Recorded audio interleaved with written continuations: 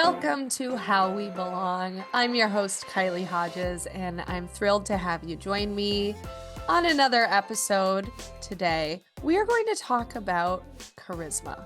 And I wanted to do a quick PSA for all of my shy girlies, all of my introverts, because this episode is for you. As someone who's extroverted, I really identify with the word charisma. I think I have it. I love having it and I love using it. But this episode really woke me up to another way to look at charisma, what its purpose, the bigger purpose of it is, and that you don't need to be an extrovert to possess it. So I want to encourage you that if you don't think this episode applies for you because you don't have charisma, you're wrong. Keep listening. This episode is absolutely for you. So without further ado, let's get started with my guest today. BCK, be confident and kind, was a private mantra that Milam created to serve him in the corporate world. Over the course of his career in sports and entertainment, Milam negotiated more than $100 million in commercial revenue for all the organizations he proudly represented. From the red carpet of the ESPY Awards in LA to the desert dunes of Doha, Milam has built deep relationships through his study of soft skills and genuine care for people. I love that. What was once a personal philosophy is now a public movement to radically transform the future of work. BCK teaches charismatic leadership principles on how to connect, influence, and motivate. Milam speaks to new managers, senior leaders, and executives alike. He also facilitates interactive workshops for corporations, including Amazon. He's been described as the real-life Ted Lasso, and his heart is as big as the state he calls home. You guessed it, Texas. To learn more about him and his business, you can find links in our show notes. In the meantime, welcome Milam Miller. Thank you, Kylie. I'm glad to be on with you today. I am so excited to talk to you. Anybody who's found a comparison to themselves with Ted Lasso is absolutely somebody who needs to be on the show. What a great show. My husband and I actually got behind and we're finishing up the last season right now. But it's, you're like, what? Hurry up. I'm like, But it's a great show. it is. I'm like, we need more than 3 seasons. We Why do. only three? I want to live vicariously through you and your husband on the end of this heartfelt journey that is Ted Lasso. It really is. And so, for context, for everybody listening, Milam and I met through a networking event in a community that we're in, and we really gelled quite quickly over. It seems that we have a lot in common. Even in your bio, you talked about like you've mastered the soft skills.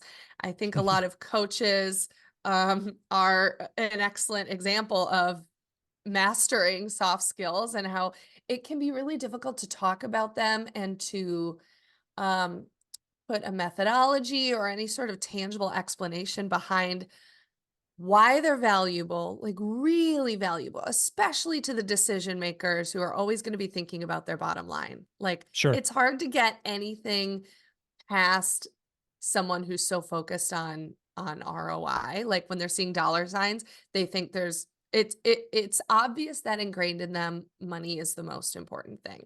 And I want to talk to you about how you being so cognizant of being in the workspace, making big deals, working with decision leaders, and also being someone who really values and understands what you call the soft skills. You and your methodology, you talk a lot about charisma, and I'm going to get to a question here, don't worry. But No, I like where you're leading us. This is good.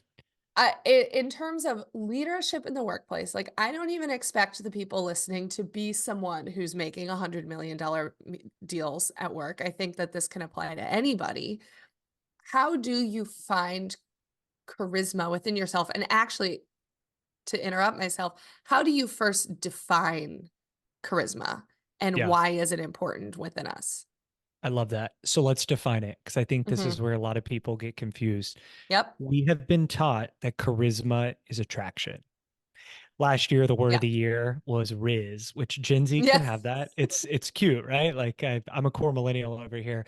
I'm like Riz is they've got like that sex appeal, that James Dean, if you will, look in his eye. I hear a Taylor Swift lyric, but really what charisma is is connection. And we admire people who are connected to themselves and express authentically. And by doing so, representing themselves with authenticity, they are able to more genuinely connect with others. So a great example is he's got that James Dean something look. It's actually Daydream look in Taylor his eye. Swift. Yeah, Yeah. Taylor Swift is charismatic. And Yeah. I think a lot of women feel as if though they don't have permission to be charismatic, which that's a whole different tangent we could talk about based on some feedback I've gotten within my community.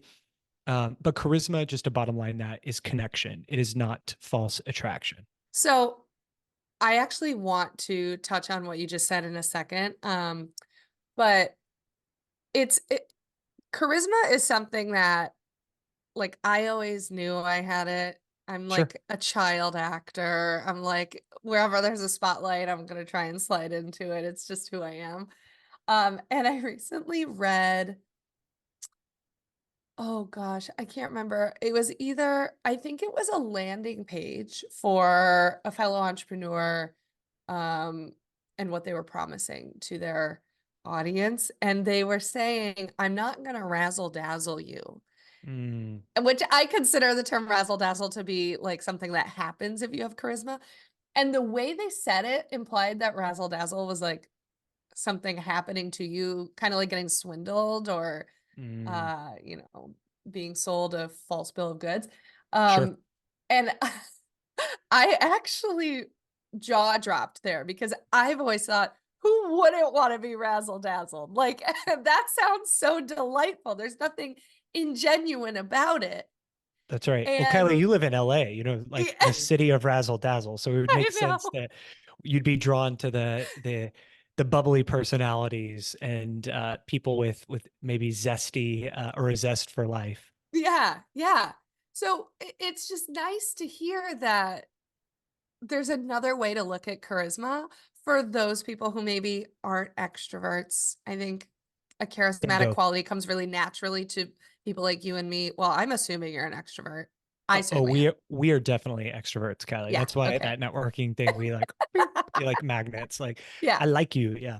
Yeah. But that's precisely it. I as an extrovert, I can't falsely claim to say, hey, introverts, like you can do it too. Like I'm an introvert that struggled with this. Yeah. And this is how I overcame it. That's not true. You know, that would be being inauthentic. But I've seen and the research shows that if you know who you are and what you stand for, it's almost the equivalent of being unapologetically yourself, but not in an arrogant way or a really brash way. It's just in a very self-assured way. And we see that introverts, really introversion, all it means is they need time for them to recharge, to read a book, to be in solitude, but they still can't have that charm. Right. And that's because they're willing to connect with others. They may just not derive energy from the connection, but they are authentically being themselves and genuinely curious or connected to somebody else. Mm, wow. That's really So well said. yeah, I'll give you an example. My first Uh-huh. manager, when I broke into sports and entertainment, I was at a sports marketing agency. She was very much an introvert. She lived in Florida. She would go on morning runs, and that time was very sacred for her to like collect her thoughts. And you know, I was kind of waiting for top-down orders from her, like fresh out of college, like, hey, what's my work today? And we were remote in that capacity. I was based in New York City. Okay. And what I learned about her is that when she had to liaise with our clients, she quote unquote turned it on. But what she turned on wasn't artificial. She just had saved so much of her energy for herself, you know, in Mm, those moments of solitude and running. And when she was there, she leaned into core values of being highly communicative, highly direct, very concise with her communication, brevity over email. So she knew how to connect with her audience, with our client, but that doesn't mean she was being something she wasn't. She wasn't trying to like wow them or razzle dazzle them. She was literally meeting them where they were by staying true to herself, and that's charisma. She was able to beautiful. connect with them. So is it safe to say then that everybody has and can cultivate charisma? Absolutely. Um, a lot of my thought leadership resides in the fact that we have charisma just like we have creativity. In other words, we Mm, possess charisma just like we possess inherent creativity. How we use our creativity can vary from person to person. Some people may be creative musically or others athletically. I think of some of the most creative people I know are extremely athletic. They're spin instructors who cultivate playlist and choreography routines, right? I mean, that's creativity. It's not just being able to paint a canvas. So we have charisma. What we have to do is learn how to access it, how to embody it, and how to deploy it. So I say that often. If you think of an AED machine that's like, an Oh, electric defibrillator, like help me, like my heart stopped. That's your lifeline, your AED. How do I access it? Because I know I have it somewhere. How do I embody it? And then how do I deploy it? lovely. So I think you know my next question. How does one do these things? Actually, before I even say that, why is it necessary? Like, I know you said you Mm, define charisma as connection, but I mhm, really want to think about like mhm. the leader. I'm remembering the last time I had a job where I worked in office for a company, and Yep. I was on the sales team, and I was getting my coaching certification, and I was really trying to push like letting me have some create an ERG that was a little bit around like employee support in a coaching manner. And like I received so much pushback because it was always like, why? We're still bringing in this much money as is. Why do we need to give them this fluff? So, how do you see cultivating charisma? You said there were the three things that you said that I'm forgetting what they I were. got it. Deploying Here's one your of them. lifeline. Yeah, AED, Yeah. access and AED. body deploy. Yep, you There got we it. go. Yeah, Thank you. So, why is AED necessary yeah. for someone in their workspace? It's a great question, and I'm gonna answer it in a couple different ways. Number Okay. one, focusing on the argument around people versus profit. Yeah, I'm a firm believer, Kylie. You have to prioritize people in order to realize profits. for Let me say sure. that again. If you prioritize your people, then you will realize revenue.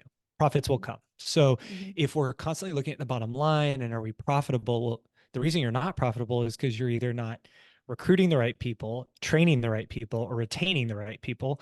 And so I'm a firm believer as a coach myself, I'm a trained coach, that we need to invest in our people. And especially in this day and age, the age of artificial intelligence, where non-humans, robots are doing amazing things. I'm not pointing the finger at AI as a bad thing. I don't think it's bad, but what it lacks is real human connection, skills such Mhm. as empathy and even better compassion, right? So it really does matter because we do live in this new future of work, this hybrid work reality. And I too have been out of corporate since the end of 2021. I've been on an entrepreneurial journey. That's a mouthful, that word, since 2022. And when I go in as a trained facilitator and as a speaker and coach, I'm seeing the disconnect between teams or between managers and subordinates, bosses, things of that nature. And I really hate that term, by the way, boss. I Mm. still find myself using it, but it's the people. Soft skills is just another word for human skills, human relations, right? Mhm. And so we need to invest in these interpersonal skills that AI simply cannot do on our behalf, right? And in fact, AI is, I think, trying to teach people how to do it. And so I'm saying AI might be onto something, but every single one of us is one of one. We are all made uniquely different. And so Yeah. it really is important in the workplace that we are cultivating charismatic leaders who know how to connect with their colleagues. And in doing so, they will realize profits and keep the business going year over year or from one generation to the next. Bingo. Completely agree. So then, let's say somebody listening agrees. They realize what you said. Oh my God, the profit is in the people. Okay. How do I activate the AED that you mentioned? Ooh, I love it. Activate the AED. So anyone who's been to CPR class, which I had to redo it again recently because I'm having a baby. And hello, listeners, Woo! if you got any tips on new parenting advice, slide in my DMs. Um, but in AED, when I was at the CPR class, it tells you the steps you have to take. Like the whole point is like you turn it on and just listen to it. And I like to think of that kind of like our own inner wisdom. If we can get still and get really quiet, and I'm not saying you should have a meditation practice, but try it, right? Figure out what form of meditation works for you. Then we can figure out how to access our charisma, embody it, and deploy it. So here's how we activate it. The best way to access your charisma is through the use of allies.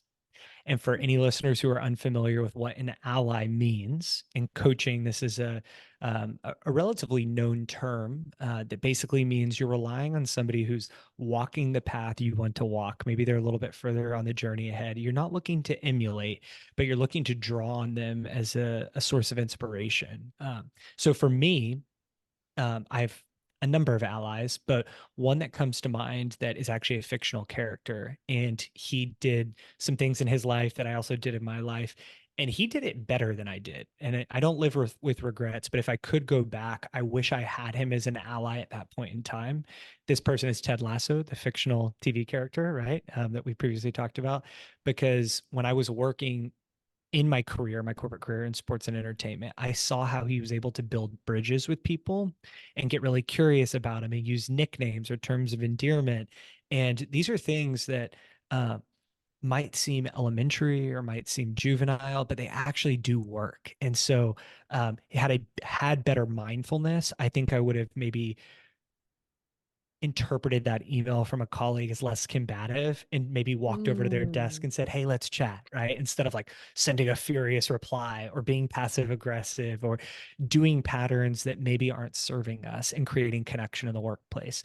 So I find that allies can be anyone. If you like musicians, we mentioned Taylor Swift, and you think she's bold or fearless or whatever, you choose your Taylor Swift era. How can you embody that version of Taylor to show up as a better evolved version of you? Beautiful. So the ally doesn't necessarily have to be a person that you literally know, speak to on a regular basis. We don't have No, to look at it as like accountability buddy. It's that's right. more of who is someone that can help bring out that je ne sais quoi for you in your mind. How can That's it right. call you to activate your, I guess, your higher self? That's kind of Totally. what I'm hearing. Yeah.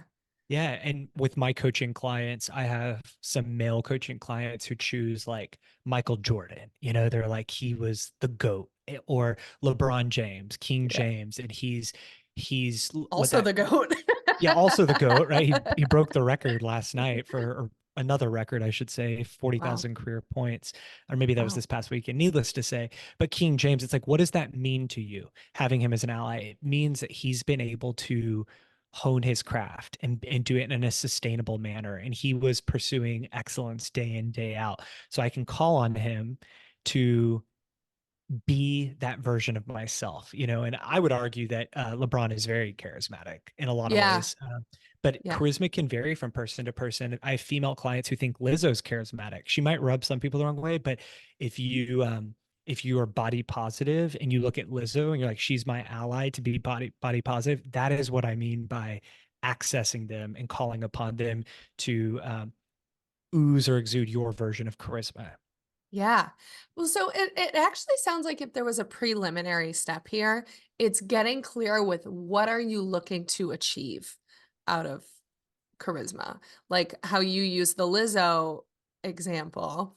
If someone knows that they need someone to help them feel a certain way about, or help them change their mind about how they feel about their body or how they talk about themselves or carry themselves in the world, then they can say, okay, Lizzo is the right choice because she exudes all those things. Do you Mm. agree? I think it's less about what you want to achieve, because I think that's where people see charisma as this you've alluded to it earlier, like I'm getting duped, or Oh, I'm yeah. being What's in swindled. it for me? Yeah, it's more Yeah. about who do you want to be, Yep. right? Like, do Okay. you want to be somebody who hides the fact that maybe you're insecure about your body and you don't want to wear that swimsuit, this summer, or are you like, I'm going to get up there in my swimsuit, like I'm Lizzo playing the flute on stage. You know what I mean? And just going crazy. So it's calling upon our allies to give us, if we struggle to give ourselves permission, to call upon an ally to give us the permission we need to just be ourselves, right? And find that inner child. And that's where our charisma really lives, is within our inner child. It's not afraid of being judged or rejected. It's just, this is who I am. And from this place of authenticity, I can better connect with you. And people Yeah. can smell that authenticity. When they feel we're being inauthentic, that's when the barriers go up and they're like, I Yeah. don't know. Something's not here. Something's not Yeah. right here. So then how does one deploy this? Yes. So before we deploy, we've Oh, got I to skipped a step. embody. Yeah, no, you're good. Embody. You're How do good. we embody? And this one's really simple. That's why it's in the middle, because we could easily overlook it. Affirmations, affirmations, Mm, affirmations, affirmations. Just say, I am badass. I am worthy. I am a rock star like Taylor Swift. I am an encourager like Ted Lasso. I am body positive like Lizzo. Just you tell yourself these things, and when we say things out loud, we start to believe it. That's why I'm such a proponent of, let's just speak kindly to one another. Because when you say it confidently, be confident, and you're kind to yourself, then you're like, ooh, I kind of like this. Like this is a good place to be. Not I should have, I woulda, I coulda. That is dangerous, dangerous territory to constantly live in. ugh. Yeah, everybody, whether or not this applies to how you show up at work, this can apply to us in life too. The way we speak to ourselves is so important. This is a hard life lesson I have been learning over and over. I've been trying to rewrite the way I speak to myself as well. Hearing you reaffirm things I've already heard from many experts is really helpful and important. So thank you for that. So Welcome. let's say we've got those affirmations down, deploy. Yeah. How do we do Yeah. it? So there's a number of techniques, and there's no right or wrong way to do things, right? There's just your way, is what I like to remind listeners of. But these things are actually simple. So, for example, like you and I are on this Zoom call right now, it's to smile. Like we're not in the same room, but I'm smiling because I'm so happy to be here with you. And that radiates warmth. That tells the Mm, other person, I'm excited to be here. Research shows that the minute you get on a Zoom, if you just show your hands, it signals I'm not a threat. Like literally our lizard brains go back to caveman day of like, do they have a spear behind them, or, like what are they going to do to me? But it's just a friendly wave, a hello. Um, those are signs of charisma that we can deploy. A simple smile, a smize, smiling with the eyes. That's a lot of people's favorite. And as I'm listening to you talk, I'm just like, yeah, Kylie, I'm with you. Like head nodding, active listening. These are these are things we take for granted. We think we listen to people, but we're listening to them talk to think how we're going to respond, because we don't want to be caught flat footed. We don't want to mhm. be caught off guard or seem ignorant or stupid or silly. Again, let's come back to those affirmations. Hey, we're just having a conversation and be like, okay, I'm here to listen. I'm not here to tell or correct. So those are just some simple things. If you want me to provide a specific technique, I'm happy to do so, because it's like my all-time favorite that Sure, I let's love hear to it. leave listeners with. Okay. So my name, Milam, incredibly difficult, right? Which is funny because my last name is Miller, which is about as basic as Smith, right? Like I think it's like top 10 last name in the United States. So it's so easy for us to forget people's names, Kylie, and somebody's name is the sweetest sound they can hear. This is like Mm, Human Relations 101, Dale Carnegie, who wrote his book, How to Win Friends and Influence People, back in 1936. I love what he says about remembering people's names means they feel seen, they feel heard, and of course, at times feel validated too. So, a technique that I've developed that I like to share with my followers and my community is called the CPR technique, very similar to AED, right? You'd think I constantly live in crisis, which I don't. And CPR, it's real simple. It stands for connect it, pronounce it, and repeat it. So I'm going mm, to say that again. Connect it. Kylie. I know Kylie lived in Texas too. I'm going to connect Kylie to Kyle Field, home of the Texas A&M Aggies. Something really silly, perhaps. You didn't even go to Texas A&M as your college, but it's a way for me to remember Kylie lived in Texas, and I think of Kyle Field, home of Texas Mhm. A&M Aggies.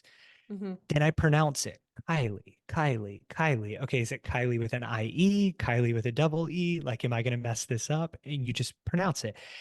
And then finally, you repeat it. You heard me just do it. Not once, not twice, but three times. Kylie, Kylie, Kylie. And then you will Yeah. never forget it.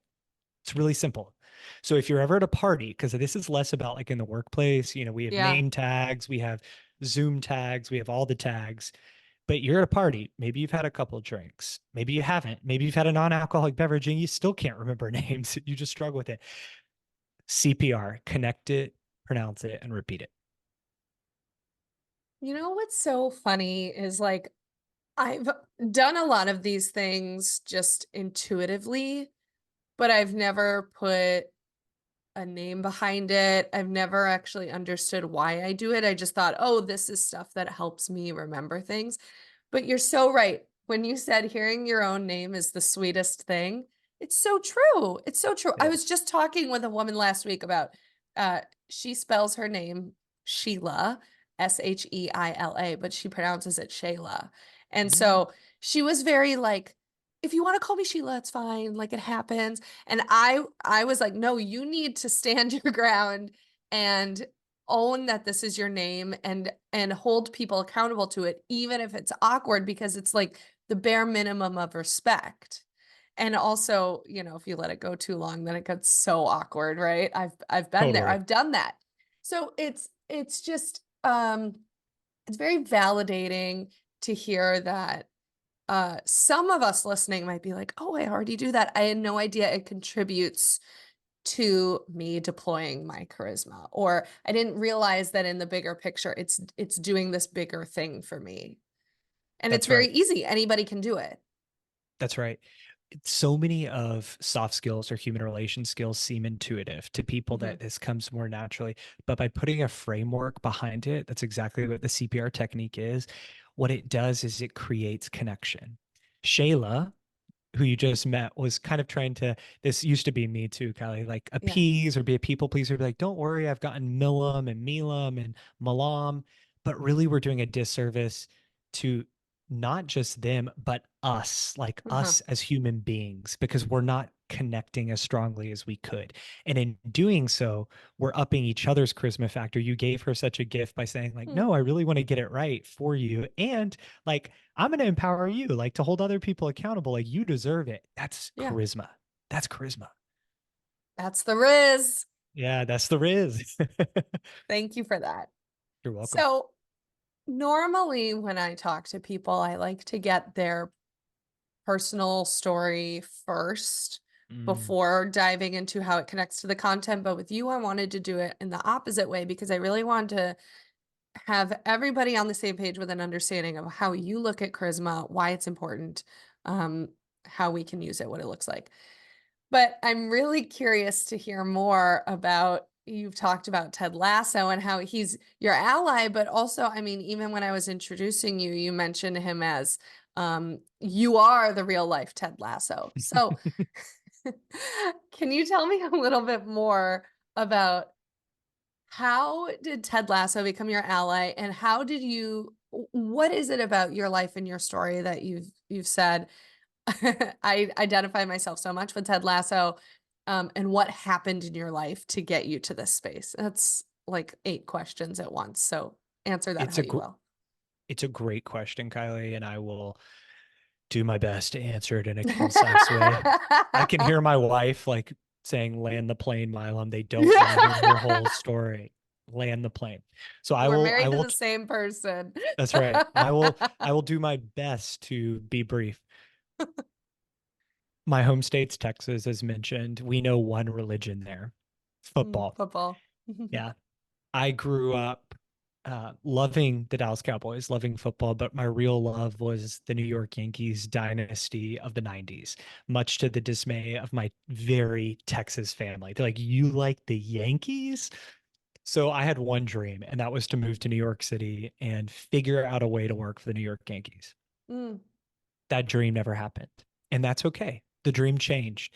Yeah. What unfolded for me was I went to work for a football club, in other words, a soccer team, very similar to how Ted Lasso, who was a college football coach in the sitcom show, goes to work for a football club in a fictional English Premier League team. And the whole reason he was hired, spoiler alert, was because Rebecca Welton, the team's owner, was trying to sabotage the team's performance because it was an asset she got in the divorce with her husband who cheated on her. And so she was trying to break his heart and tank the club because in Europe, in the European football model, you get relegated if you don't finish in the top of the table. Anyhow, we won't go into that. Point is, I went to work for an American owner of this soccer team that coincidentally was in Rome. And I was fascinated by leadership, and I always have been. And when I joined the team in 2015, we had one CEO. By the time I left the club in 2020 as a result of the pandemic, we sold it. I had worked with four different CEOs. So we had Oh. this running joke in the organization, and I didn't find it to be very funny because I Mm. really, really value leadership and dynamic leadership, servant-hearted leadership, and charismatic leadership. Leaders who want to connect with all of their employees because that's what we want. We want to feel seen, heard, and validated. And we had worked with, or I'd worked with four CEOs, three CMOs, and then the joke, this is where it gets kind of funny and irreverent, two mayors of the city of Rome, as well as the Pope, one Pope. And what we were trying to do there, which was build a new stadium, in other words, a modern day Coliseum in Rome, it never happened. And I was left so sad. And I was like, why couldn't we pull off this incredible vision for a modern day Coliseum with sports and entertainment and arts and film and food? And it came down to leadership. Mm. Now, people might say it was other things, politics in a city like Rome or archaeological remains. Sure, all those things played a role. But my thought was if we had empowered a leader that could really build crossroads, then this vision could have come to life. And so a lot of my life's work then became once I left that employer, I went to another employer. I was a senior leader and I was fully remote and I felt so disconnected that I realized a core value of mine is connection. And it Hmm. is my life's work to figure out how we can connect. And so, so much of why I show up every day is I believe the future of work needs confident and kind leaders. Confidence is an element of charisma. We are confident in things we're competent in. And kindness is another element of charisma. Kindness signals that warmth I talked about, those techniques we can deploy. If we can embody more confidence and if we can embody more kindness, then we can access our inherent charisma. And so that is my life's work and how I arrived here. We've got the same life's work to a T. I Yeah. feel the exact same way. So before Ted Lasso was a thing, Hmm. which that came out, didn't that come out in 2020 during It COVID? did.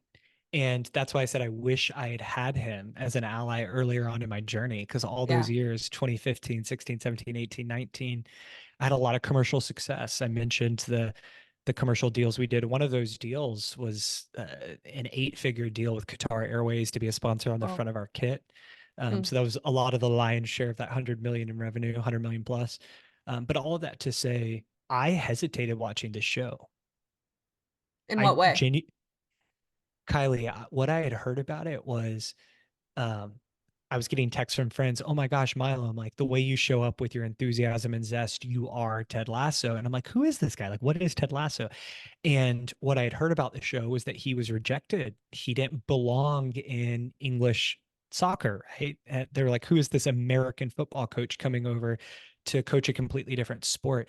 And it hit too close to home. I was like, this was so difficult, those early days of my journey to build trust from a place of trust. Then we can build rapport. And that took years. I had to relocate my life from New York City to Rome, then London. And it takes effort and it stretched me in ways I never imagined, right? I moved to New York thinking I was going to go work for the New York Yankees. And then I was like, wait, what? All roads lead to Rome. Like now I'm here trying to like build a foundation of trust from where we can really be bonded.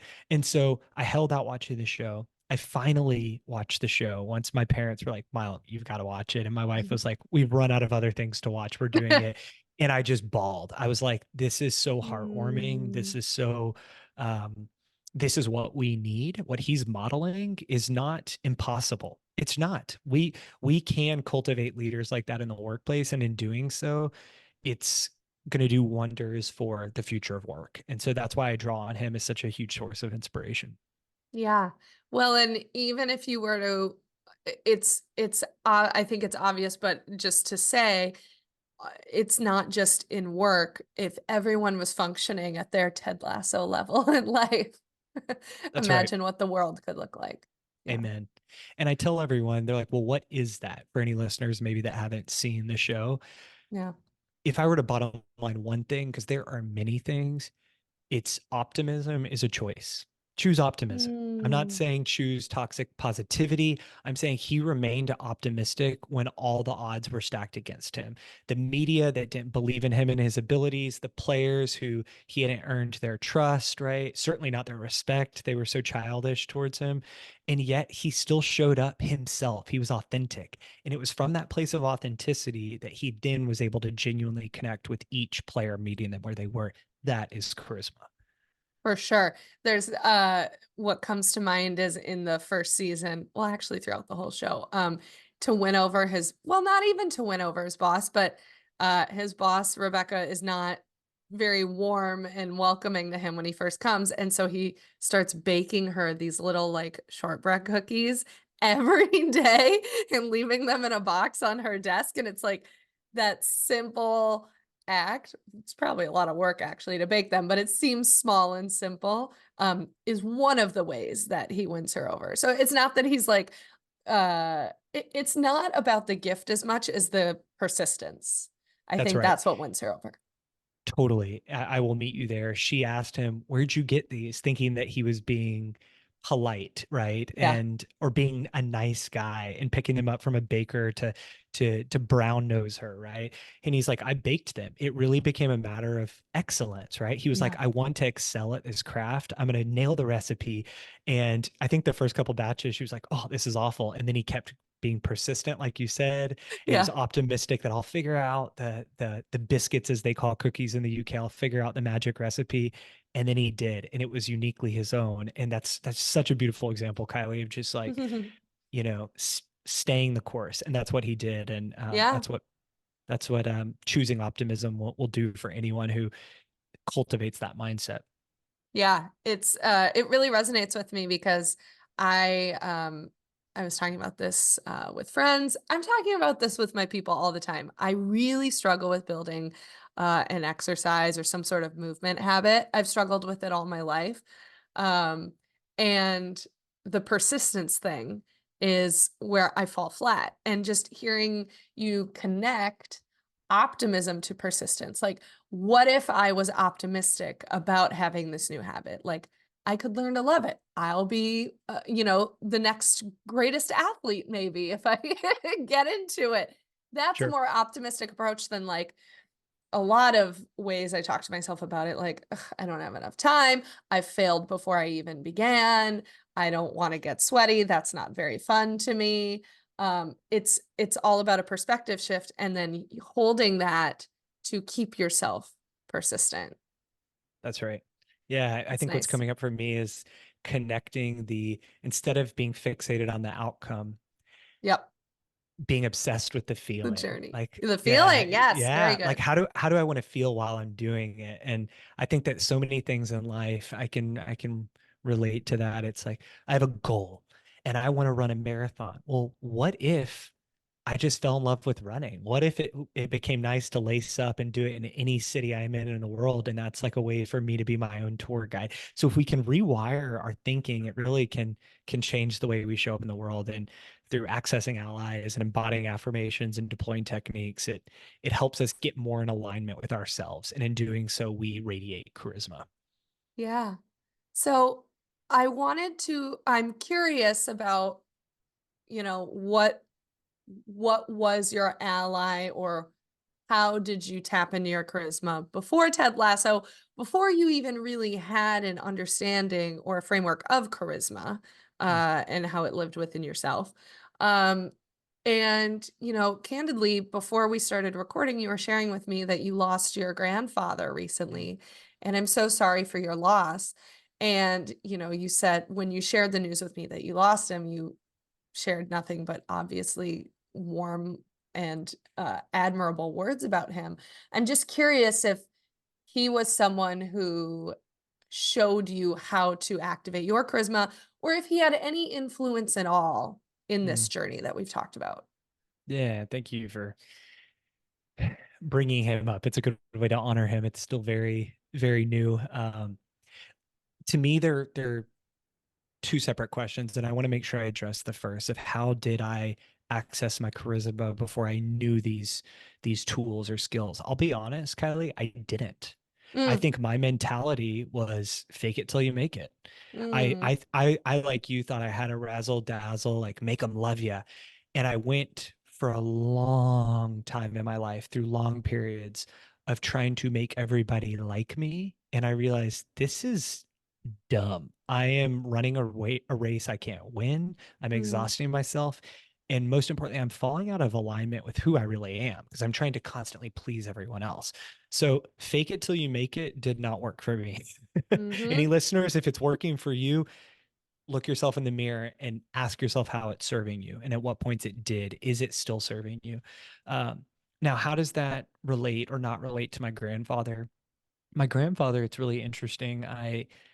It's I think any male figure we look up to other male figures in our lives, whether it's dads, uncles, coaches, athletic coaches, teachers, grandparents, in my case, to see what they model for us. And my grandfather is so, or excuse me, was so friendly. He was just had never met a stranger, and mm, people that maybe didn't know him could have perceived that as disingenuous or really, as the Brits would say, keen. And that's precisely, I guess, what I did learn from him. So when I moved to England, to London, they're like, why is this guy so keen? It's like, well, I saw it modeled for me from my grandfather. He would greet the maitre d', the attendant. He just never met a stranger. And I'm so grateful that he showed me that saying hello and seeing someone really can't make somebody's day. Smiling at them, asking how are you doing, and also not modeling what society has ingrained in all of us. When you ask how are you doing, we all are conditioned to say I'm good or I'm fine. Like if you really don't want to go there, like no, really, how are you? And my grandpa always had a funny joke. He always is like, in his older years, would say, well, I was better 30 years ago, talking about his failing. So I'll take those nuggets of just warmth with me. I realized I got to go home 2 weeks ago when we were set to record and like be with him for 24 hours, even in a body that at nearly 93 years of age, Kylie was clearly shutting down. His soul was still charismatic. He, I woke him up when I got there at like around midnight Texas time, and I was like, "Hey, Poppy, I'm here." And he was like, "Hey, you rascal, what are you doing up so late?" And he's just mm. like, it wasn't like, it wasn't. He never rejected like, "Why are you here?" or like whatever could happen. Maybe that in older age, he knew how to be playful, and I think there's something Yeah. to be said for friendliness and playfulness in a really serious world and really serious times. Yeah. Well, he sounds like such a gem. The takeaway that I'm getting from that is like at the beginning of this, I asked you to define charisma and you used the word connection. There's so many different ways to connect. You've created a framework to help people find what are the ways that work for them. And it sounds like for your puppy, he was playful. So playfulness was a way to connect with people. And I identify with your poppy. I'm very playful as well. So I get that. I really want to encourage everybody listening to take a beat before you stop listening to this and identify what is that thing for you. Mm, How does what is the word um that you would use to define how your charisma shows up? And I love could that. be going off base, but I that's how I'm interpreting what I'm hearing from you, and it's really helpful for me to remember when I need to activate it. Honestly, mostly for myself. Yeah, yeah, yeah. It Sounds like reminds your of poppy was. Such a wonderful guy. Thank you for sharing that, by the way. You're so welcome. And I think what I'm hearing you highlight, it's so, so important. It reminds us of our humanity, right? Hmm. It's not just for us. We might think that, but we never know what the other person is thinking or feeling either. So we're like, well, I really needed that connection with that person. It's like we need this for Yeah. humanity. And I Yep. think that that can be so empowering to everyone, regardless of any label you impose on yourself. I'm an extrovert, I'm an introvert, or any labels that are imposed on you against your will. Like you are human. You have amazing talents and gifts and skills. And so I love that you're encouraging listeners just to take a beat and ask, what is it that I need to access or activate in order to show up as my true self? Yeah. Yeah. Everybody can use this. And it's, as we've learned in this conversation, it's not just about work. That's where we started. And that's a common ground for a lot of us. But we can activate this in all of our lives and our relationships. There's one last question I want um, to ask you before we go. You mentioned at the beginning of this, um, you slid it in there that you've learned after working with clients that you've noticed women don't feel like they have permission to Mm. be charismatic. Majority of my listeners are going to be women. Um, what is the thing that you say to to allow themselves to give themselves permission? Yes. Yeah. Let me be clear. We all have charisma. It doesn't matter your age, gender, sexual orientation. It is something that is inherent to us as human beings. So, what I would tell women is don't listen to what society has told you that you have to look a certain part to be charismatic. Because I think where charisma gets misconstrued in women is it's sex appeal. Like if for men it's he's tall, dark, and handsome, then for women it's, oh well, and this is an example I've heard on podcasts because we turn to politicians for whatever reason or good orators, right, as charismatic people. And I think that's so overdone. Like I'm tired of like, why are we looking just to politicians? Like my grandpa had charisma and he wasn't presidential, you know? And so an example that's often used is Sarah Palin had charisma back in her heyday, like her Oh era. yeah. But did Hillary Clinton? No, she's polarizing. So women are given all these labels that are so unfair, right? And what I would encourage women is remember that it's about connection, and connection stems from a place of authenticity. It has nothing to do with attraction. It doesn't matter your hair, your you do you, boo boo. Get your injection fillers, whatever. Like, this is your life. Give yourself permission. But it is about that soul, that personality, right? And so, charisma is connection, not attraction. We don't need to leave it up to beauty standards for any woman to feel charismatic. Like, you have it through the AED framework and just knowing how to activate it or generate it in your way. What a excellent way to wrap this up. My takeaway is like we inherently all have permission to activate it. We Yeah. don't need to be told or wait to hear from others feedback on if we have it. We do have it. And you gave us the tools on how to access it. So thank you so much. Was there one other thing you wanted to say? It looks like you Well, had a thought. totally. I was just going to say the studies show that men are told more often that they are charismatic. So, like you said, once they get that permission from others, they're like, oh, I am it. Cool. And then they overuse it. Hmm. So, give yourselves permission. We should all give ourselves permission, right? To say, I have charisma. Just like, again, I have creativity. And it's how we use it, how we connect with others. My mother is a registered nurse. Her charisma really Mm. indexes strongly in the warmth category, and the competency comes through in different ways, but not in a Hillary Clinton foreign policy way, right? So it's just I want to remind people it doesn't matter your trade, it doesn't matter your career, you can access your charisma. And so give yourself permission, like you said, Kylie, and see how it shows up in your life. Wow. Milam Miller, literally everybody's life coach right now. That was so beautiful. Thank you. Thank you. Before we say goodbye, how can everybody listening find more about you? Sure, thank you for that. So my website is www.beconfidentandkind.com. That is the one central hub where you can find all things BCK. If you want to connect with me on social media, I am on LinkedIn and I'm also on Instagram with a handle at Milam, Milam .Miller. And that last one, I think most people know how to spell. I can hear my grandpa Poppy saying like Floyd Miller, like the beer, because that was how he used his playfulness, his Poppy. charisma, yeah, to tell people Miller, like the beer. So I'm glad I could throw that in there. Yeah, thank you for that. And of course, when this episode goes live, you'll be tagged in it as well.